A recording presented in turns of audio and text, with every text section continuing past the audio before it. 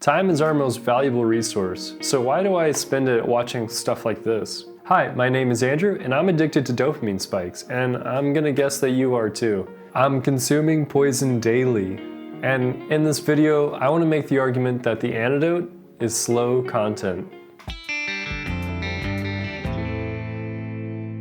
Before we get too far down the dusty road, let's define slow content. Does it mean a 10-minute YouTube video, or does it mean a 3-hour sci-fi epic?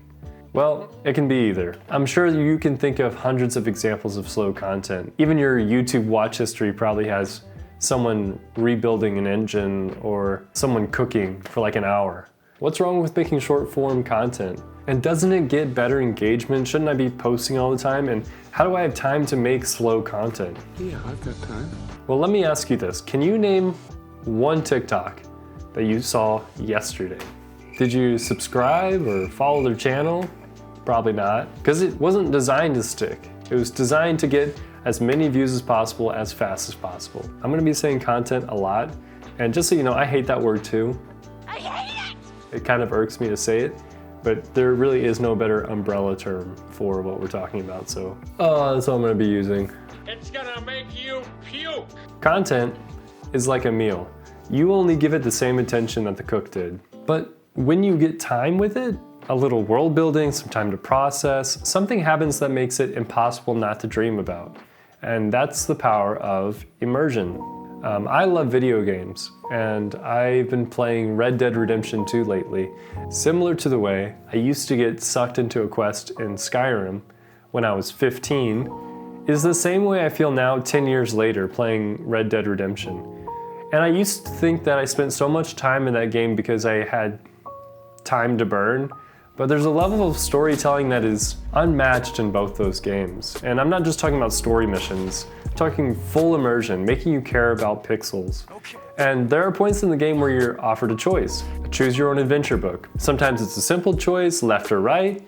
Sometimes it's you deciding who lives and who dies. And the identity we craft through our actions. That's what we think about when we go to bed at night. Not whether or not it had a good retention rate. Though there are moments in the game that are filled with action, another factor that these large open world games have is time between missions. Travel time. There are parts of the game where you're required to ride across the giant map, sometimes with distractions along the way, and sometimes just the road, allowing you to be just bored enough to force you to look at the scenery, or listen to the birds or the soundtrack, or even stop at a waterfall. This mechanic is not an accident, and it's not an unfinished game. It's forced immersion. Later in the game, you gain the ability to fast travel to different areas. I never do. The part of the game I like is the journey to the next mission. It's part of the adventure, like watching a slow burn sci-fi movie like Dune. Now I like to play stuff like Call of Duty, but I usually only play with my friends now when I play Call of Duty, because when I play by myself, I get on, I do terribly, and then I quit. And it's action the whole time, but it's a little bit soulless if you're not with somebody. Battle Royale games have like bigger maps, so it's increased that feeling of exploration a little bit, but still not anything like a game like Skyrim or Fallout or Red Dead. So how does this relate to everything else that we consume or make? I mean, I make videos. Why am I talking about video games? I don't get it. What's the connection to marketing? What's the connection to video production? Would you rather have something fleeting, just keep your name in the feed, or something people get to discover themselves? I'm afraid the answer isn't as simple as just making slow content. Otherwise, that's exactly what I would do. It's not that easy. But that's not the market we're in, and we have to pray to the algorithm to show people our stuff. Even though I'm half joking, I do have to be practical about what I'm proposing. Quantity does generate traffic, and it does get more views, and it might get more shares. Quality content has a longer shelf life. Sure, it won't have the immediate return that you're looking for, but I challenge you to think of content differently. Think of fast content like a sample server at a grocery store. No one's making a buck off that. You get your free piece of honey ham or whatever, you may think about it, you may not. But the more people that eat your sample, the more people end up in the meat aisle looking for your brand. Hello, excuse me.